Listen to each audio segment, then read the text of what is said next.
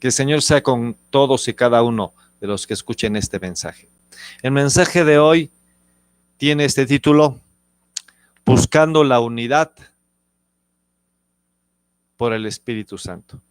Buscando la unidad porque es la forma que Dios diseñó para que podamos recibir todo lo que Dios nos ha concedido a través del Espíritu Santo. Ese es el diseño de Dios, la unidad. Así quiso que fuera ahora. En el Antiguo Testamento Dios levantó hombres, muchas veces solitarios, hombres poderosos como Moisés, como Elías, como algunos de los profetas, para hacer las obras poderosas y maravillosas.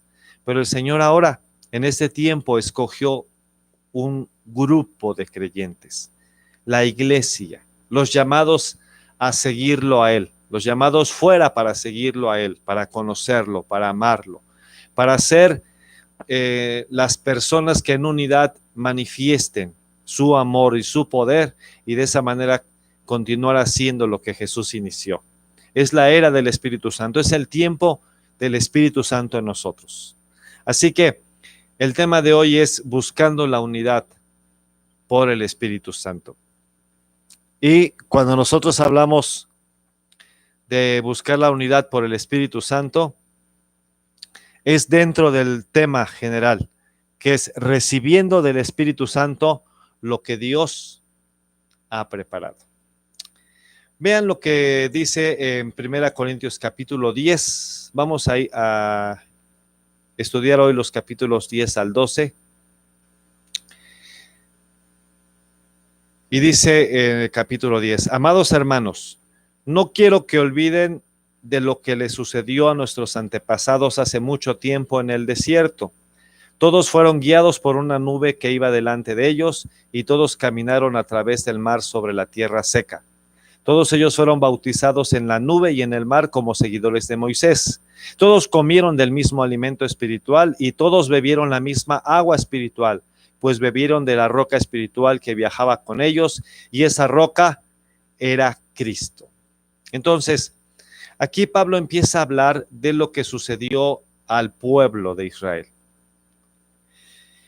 Y dice que el pueblo de Israel bebió de la roca que lo seguía, la cual era Cristo. Lo hicieron en unidad. Nosotros también vamos a hacer las cosas en unidad a través del Espíritu Santo. Bien, lo que vamos a ver en estos 3 capítulos es esto. Dios nos ha concedido su palabra para obedecer. Es lo primero que vamos a ver. ¿Sí? Lo que Dios nos enseña en su palabra es para obedecer. Segundo, Dios nos ha concedido a sus siervos para madurar, para aprender de ellos, para aprender de aquellos que han ido adelante. Es ese propósito de Dios. Y también Dios nos ha concedido su pacto y sus dones para servirle. Desde que Dios escogió el pueblo de Israel, quería que fueran un reino de sacerdotes para su Dios. Pero el pueblo de Israel no lo logró, por cuanto no pudo cumplir la ley, que era parte del pacto en aquel tiempo. Pero ahora Jesús estableció el nuevo pacto en su sangre, para que a través de ese nuevo pacto nosotros podamos mantenernos en comunión con Él. Solamente que hay que entender que eso es en unidad también. Bien, entonces veamos primero lo que dice el capítulo 10. Dice que el pueblo de Israel bebió de la roca espiritual que viajaba con ellos o que los seguía, y esa roca era Cristo. Dice, sin embargo, Dios no se agradó con la mayoría de ellos y sus cuerpos fueron dispersados por el desierto. Así que Dios nos da esta palabra y dice que es para que nosotros podamos aprender de ello. Dice el versículo 11, esas cosas le sucedieron a ellos como ejemplo para nosotros. Se pusieron por escrito para que nos sirvieran de advertencia a los que vivimos en el fin de los tiempos. Nosotros somos los que vivimos en el fin de los tiempos. Las cosas que se escribieron acerca del pueblo de Israel se escribieron para nuestra enseñanza, para que aprendamos de ello. Bien, entonces, esas cosas que se escribieron, ¿sí?, es para que nosotros podamos seguir el ejemplo de obediencia y vencer la tentación. Ese es el propósito de esta parte, de este capítulo 10. Aprendamos lo que es la obediencia y al aprender eso podamos vencer la tentación, porque es un hecho que enfrentamos la tentación. Estos aspectos son los que se muestran con claridad que el pueblo de Israel enfrentó. Dice que por un lado, él enfrentó la idolatría. Recordemos que cuando Moisés sube al monte y tarda 40 días, el pueblo se desespera y le dice a Aarón, ¿sabes qué? Moisés no viene, con este oro haznos un becerro. Y entonces ellos se entregaron a la idolatría, ¿sí? A ver, ¿cuál fue la tentación que enfrentaron? Que no sabían cómo era su Dios. No lo conocían y no tuvieron la paciencia para esperar, para conocerlo. Así que idolatría, la tentación a seguir la idolatría es querer hacer las cosas a nuestra manera, según nosotros pensamos que es Dios. Entonces no actuemos pensando cómo se supone que es Dios, no, hay que conocer cómo es Él. También dice que evitemos la fornicación, porque el pueblo, a causa de la fornicación, cayó muerto, ¿sí? Dice en el versículo 8, y no debemos cometer inmoralidad sexual como hicieron algunos de ellos, lo cual causó la muerte de 23,000 personas en un solo día. La inmoralidad sexual de cualquier índole trae muerte. Es una tentación, ¿sí? Por eso veíamos capítulos anteriores lo que Dios ha provisto a la familia, ha provisto el matrimonio para protegernos de esto. Otra tentación, la queja. Dice, no tentemos al Señor como algunos tentaron al Señor y fueron mordidos por las serpientes y empezaron a morir por ello. ¿Por qué? Porque se empezaron a quejar. Así que cuando nosotros enfrentemos la tentación por las cosas que estamos viviendo, que estamos sintiendo, y seamos tentados a quejarnos, no lo hagamos, porque trae muerte también. Y de igual manera la murmuración. Aquellos que murmuraron contra Moisés terminaron también muertos, esparcidos. Esto no es para atemorizarnos, esto es para que aprendamos a que debemos de cuidar lo que nosotros pensamos, lo que nosotros hacemos con nuestro cuerpo y lo que nosotros hablamos. Bien. Después, la siguiente parte dice que siguiendo el ejemplo de los maduros, haciendo todo para la gloria de Dios, ¿sí? Esto es otro aspecto de lo que Dios quiere que nosotros logremos en unidad. Ahora, ¿qué es lo que sucede? Después de que habla acerca de la tentación y de que dice que nosotros venzamos, que todos enfrentaremos tentación, pero que Dios dará la salida. Después de eso, Pablo empieza a hablar acerca de huir de la adoración a los ídolos, ¿sí? Porque dice que no podemos bendecir la copa del Señor, o sea, participar de la mesa del Señor y participar de lo que se ofrece a los ídolos. No podemos hacer eso, porque lo que se ofrece a los ídolos se ofrece a los demonios. Entonces, el Señor quiere que nosotros busquemos la comunión, ¿sí? Eso es lo primero que el Señor, a lo que el Señor nos llama. Mire, quiero manejarlo de esta manera. Primero, comunión con Cristo. Eso va a traer la unidad. Si yo tengo comunión con Cristo, eso me va a llevar a tener comunión con los hermanos. Porque Juan dice en la primera carta que escribe, muchos años después, dice, aquel que dice que ama a Dios y no ama a su hermano, el tal en tinieblas ha quedado. Porque no podemos decir que amamos a Dios y no amar a los hermanos.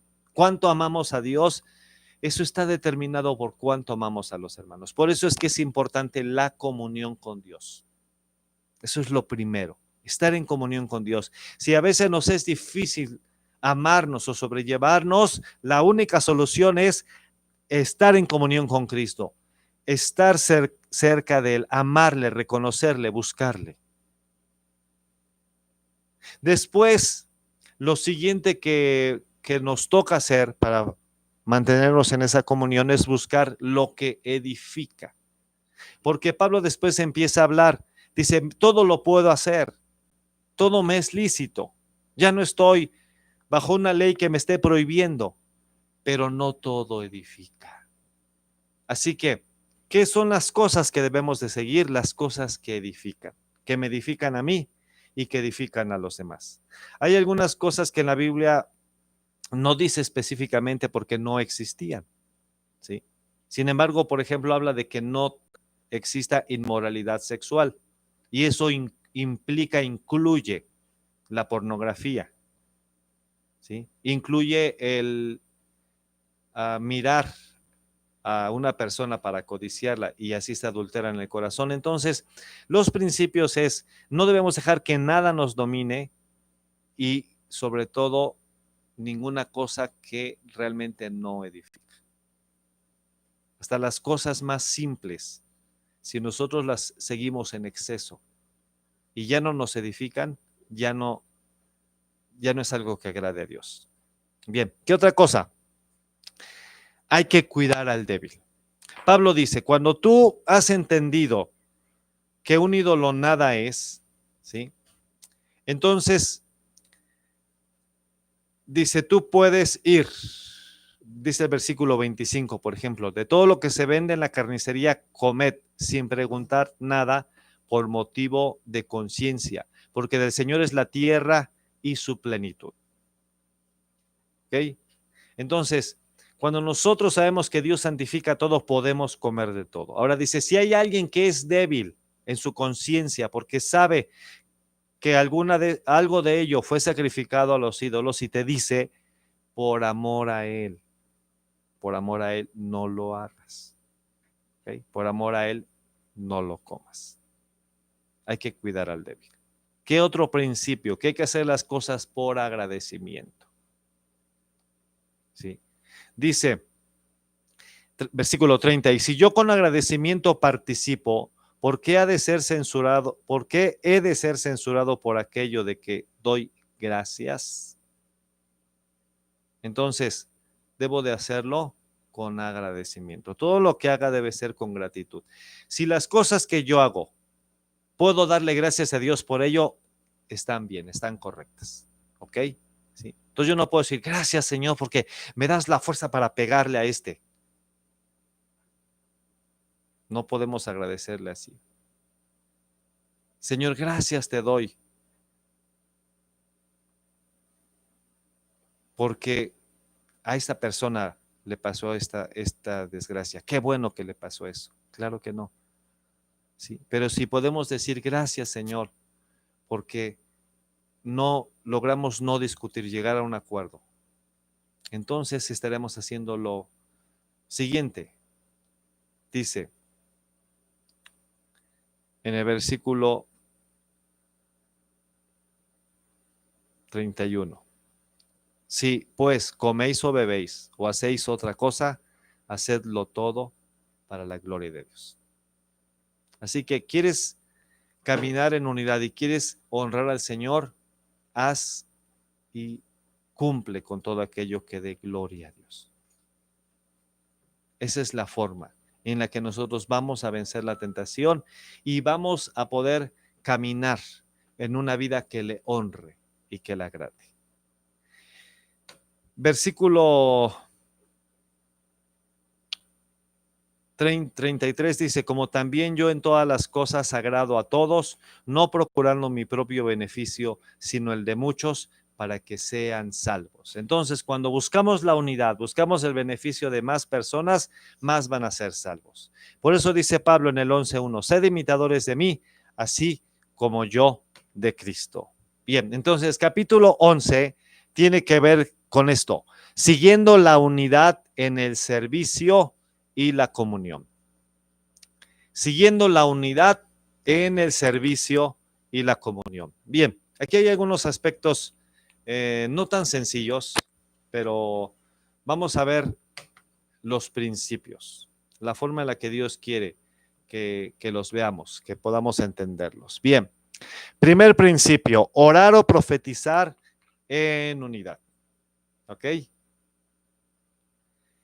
Dice en el versículo 2, os alabo hermanos porque en todo os acordáis de mí y retenéis las instrucciones, tal como os las entregué. Dice, pero quiero que sepáis que Cristo es la cabeza de todo varón y el varón es la cabeza de la mujer y Dios la cabeza de Cristo. Entonces, Pablo inicia este capítulo 11 alabando a los hermanos por las instrucciones que ellos están siguiendo, digamos, en forma correcta. Y es referente al servir, al orar, al adorar. Una de las cosas que él les dijo que ellos hicieran es que el tiempo para adorar al Señor, el centro, tenía que ser la comunión con Él y la edificación. Entonces, toda reunión, ¿sí? Todo momento de oración, todo momento para edificar, el centro es Cristo, glorificarlo, adorarlo y edificar su cuerpo, edificar la iglesia, edificar a los demás. Bien, ahora, Pablo empieza diciendo aquí que Cristo es la cabeza de todo varón, que el varón es cabeza de la mujer y que Dios es cabeza de Cristo. ¿Sí? Cuando está hablando aquí en el contexto de servir, en el contexto de ministrar, entonces está hablando de que así como Cristo tiene comunión con el Padre, así como Cristo, cuando Él estaba sirviendo, era para honrar al Padre, ¿sí? Todo lo que hace el varón como líder al servir a Dios es para honrar a Jesús. Luego entonces, lo que haga la mujer, ¿sí? Debe ser en unidad con su esposo para que también lo pueda honrar a él y honren juntos a Cristo. Ese es el principio de esto. Ahora, ¿qué era lo que estaba sucediendo? Dice en el versículo 4 que el varón que ora o profetiza con la cabeza cubierta afrenta su cabeza. ¿Sí? Entonces, aquel varón que no estaba orando o profetizando con autoridad, con amor, ¿sí? Lo que estaba haciendo es que estaba deshonrando a Jesús. Y la mujer que oraba o que profetizaba sin cubrirse la cabeza estaba avergonzando a su esposo. Resulta que en aquel tiempo una de las cosas que había en Corintio era la adoración a dioses falsos y principalmente el centro de esas reuniones, el centro de esa adoración era la inmoralidad sexual. Por consiguiente, las mujeres al propósito se descubrían, ¿sí? Y por así decirlo, mostraban la sensualidad. Ese era el aspecto esencial. Entonces aquí Pablo lo que está señalando es que no debemos de permitir que haya sensualidad al tiempo de ministrar, de servir al Señor. Y que la mujer tenía que cubrirse la cabeza para que de esa manera mostrara que estaba bajo autoridad. Ese es el otro principio, ¿sí? Estar bajo autoridad. Que cuando nosotros ministremos, sirvamos al Señor, estemos orando o estemos profetizando, lo hagamos estando bajo autoridad. Y la mujer, por consiguiente, bajo la autoridad del hombre, porque esa unidad es la que va a traer bendición. Esa unidad es la que nos va a proteger unos a otros. ¿Sí? De aquí, hermanos, surge un tema que algún tiempo incluso fue un poco difícil sobrellevarlo entre las congregaciones que tenían diferentes costumbres, porque había un grupo de congregaciones en las cuales la mujer utilizaba el velo y otro grupo de congregantes o de congregaciones donde la mujer no utilizaba el velo. Entonces, lo que puedo decir es esto. Si estás en una congregación donde se te ha enseñado que como mujer debes cubrirte la cabeza, hazlo por amor al Señor y hazlo por estar en unidad y estar bajo tu autoridad. Si tú estás en una congregación donde se enseña, ¿sí? Versículo 15, dice: a la mujer déjese crecer el cabello, lo cual le es honroso, porque en lugar de velo le es dado el cabello. Entonces, si estás en una congregación donde no se te pide que utilices el velo, ¿sí?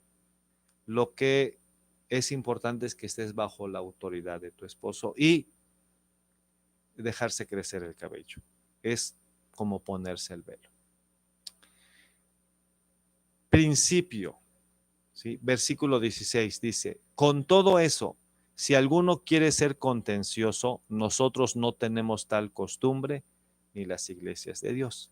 Entonces, lo más importante es esto: no ser contenciosos, no sea un tema de pelea. Porque entonces, en lugar de crear unidad y en lugar de estar bajo autoridad y en lugar de servir en unidad, nos separamos del cuerpo de Cristo, nos alejamos unos de otros. Así que este aspecto o estos principios son importantes. Sin embargo, en el capítulo 11, pero ahora el versículo 17 dice: pero al anunciarles esto que sigue, no os alabo, porque no os congregáis para lo mejor, sino para lo peor. Entonces aquí hay otro asunto, ¿sí? Aquí inicia el asunto de lo que era la mesa del Señor. Y Pablo dice: en esto no os alabo, ¿sí?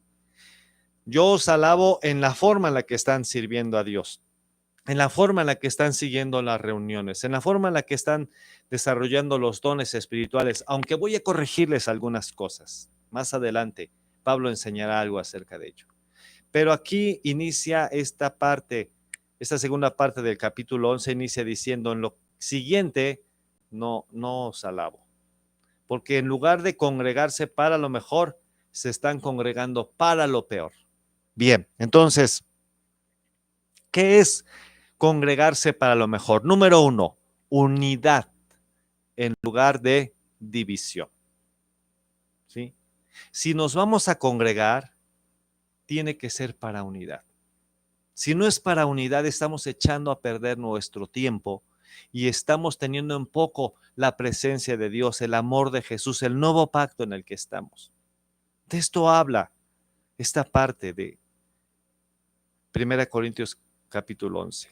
Dice: pues en primer lugar, versículo 18, pues en primer lugar, cuando se reúnen como iglesia, oigo que hay entre ustedes divisiones y en parte lo creo. Entonces, este era un problema que estaba teniendo la iglesia. Estaba teniendo divisiones que mostraba la inmadurez, por un lado, y estaba mostrando que en lugar de reunirse para lo mejor, se estaban reuniendo para lo peor.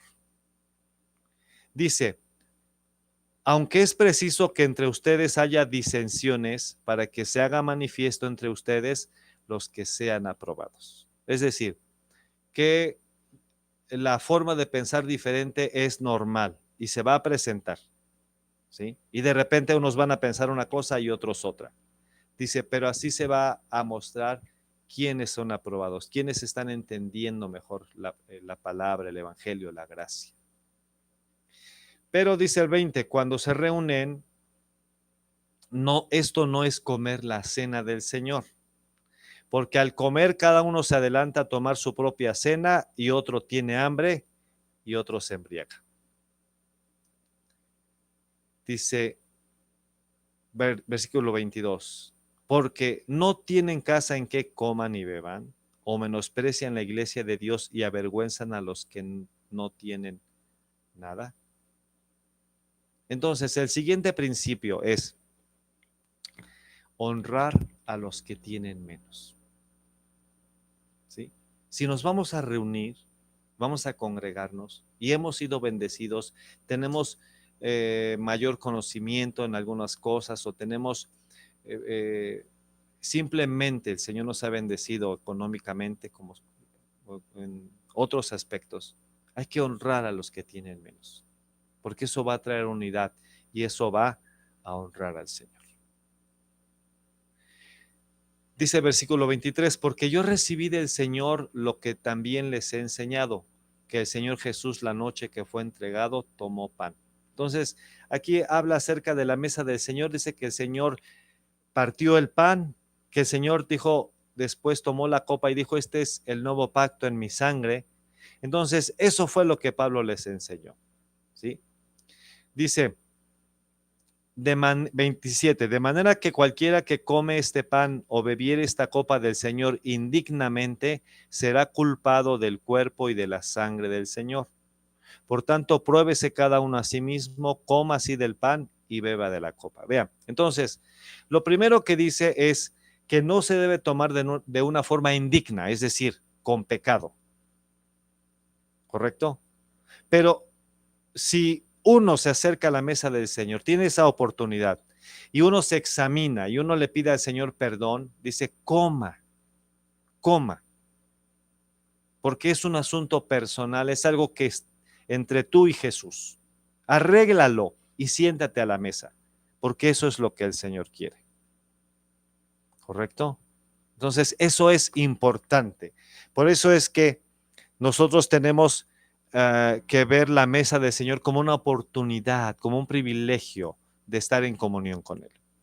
Sin embargo, dice el versículo 29, pero el que come y bebe indignamente, sin discernir del cuerpo del Señor, juicio come y bebe para sí. Entonces, el detalle es este.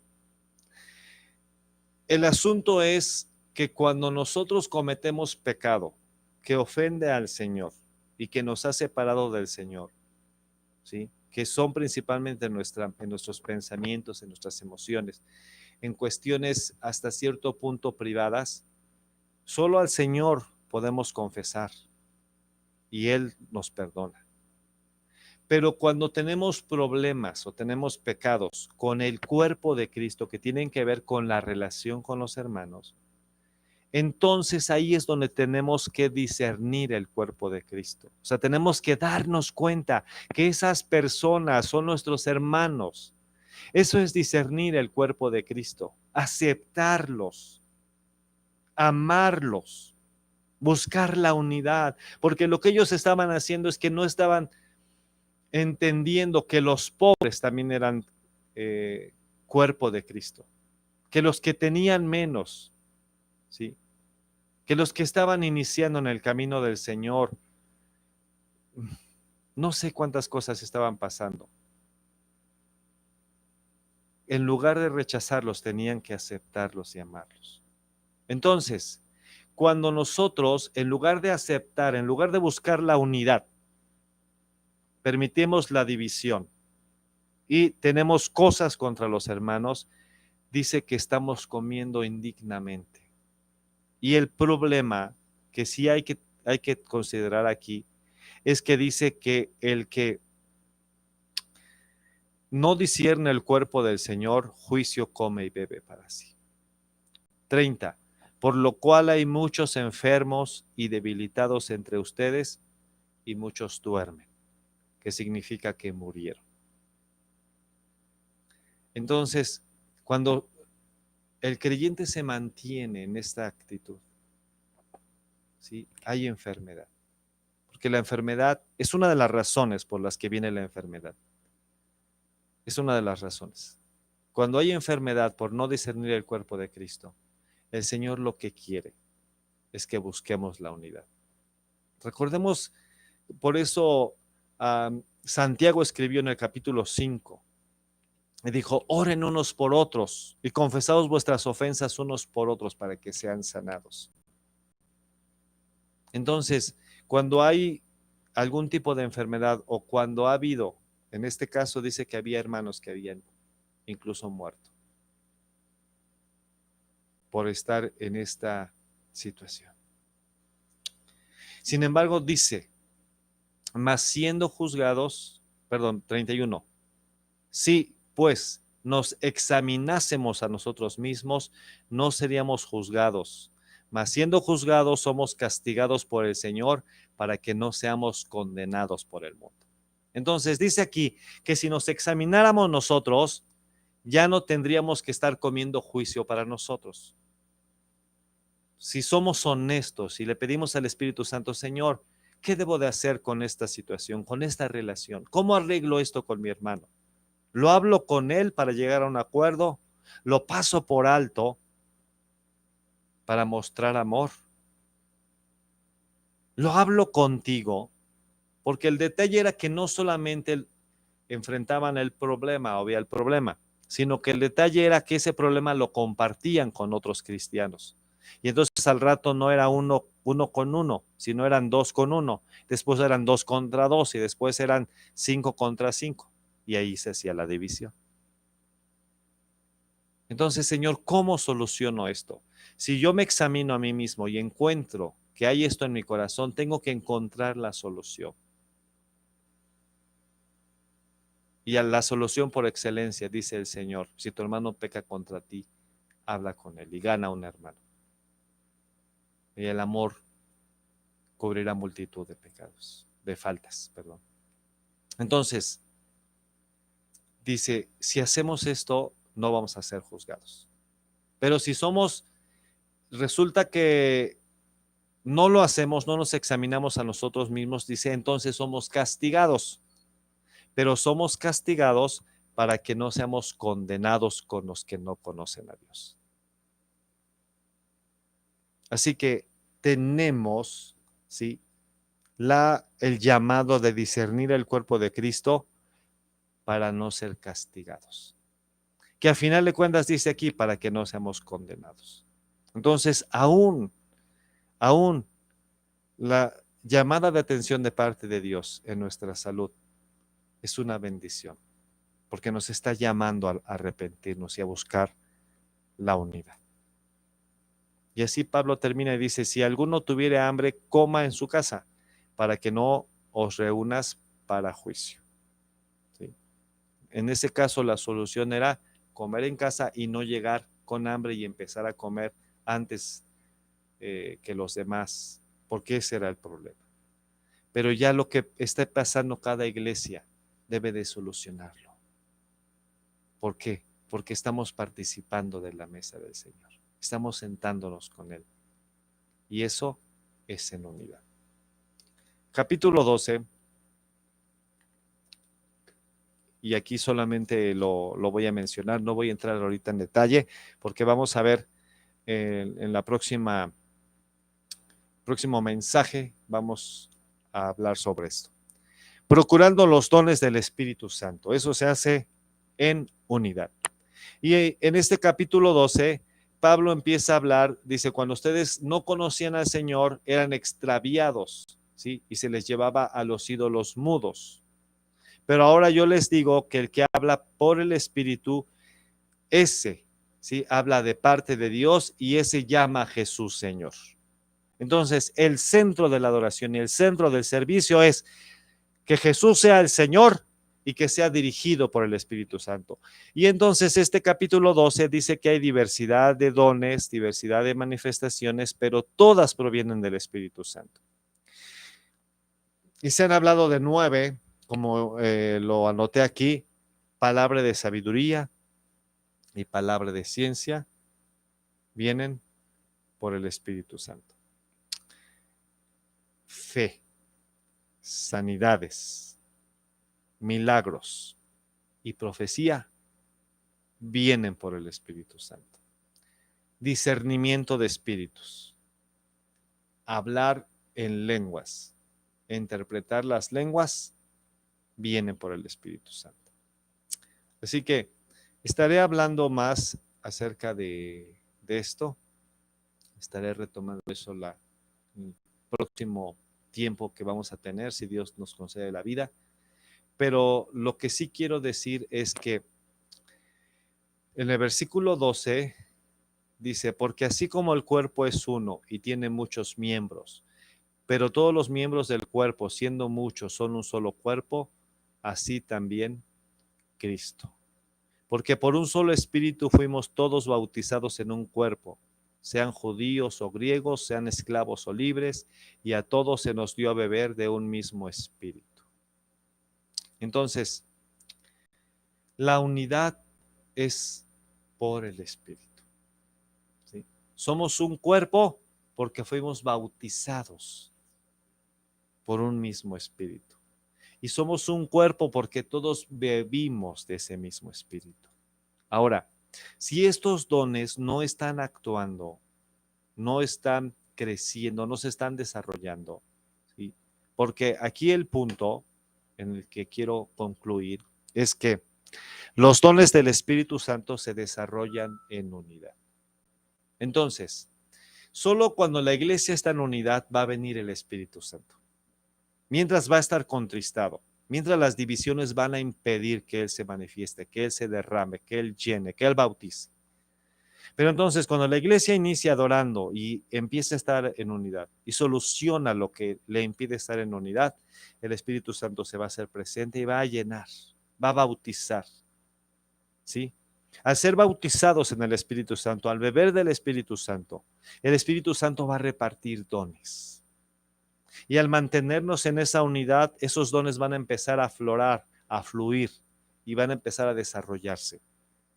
Y al aprender los principios que encontramos en el capítulo 13 y 14 acerca de los dones espirituales, podremos crecer en ellos y podremos ser iglesias poderosas, iglesias genuinas, que tengan a Jesús como el centro y al Espíritu Santo como su energía, su fuerza, su amor, su poder. Así que Dios te bendiga. Busquemos la unidad, ¿sí? Si estamos en unidad, vamos a vencer la tentación. Si estamos en unidad, además de que podamos congregarnos para lo mejor, podremos estar en comunión con el Señor y su Espíritu vendrá con poder sobre nuestras vidas, sobre nuestros corazones, sobre nuestras reuniones, sobre nuestras familias, porque ese es el plan de Dios, es lo que Dios ha preparado y recibimos a través del Espíritu Santo. La unidad que nos hace reflejar a Cristo y por eso Jesús dijo, en esto conocerán que son mis discípulos si tuvieren amor unos para con otros. Dios les bendiga.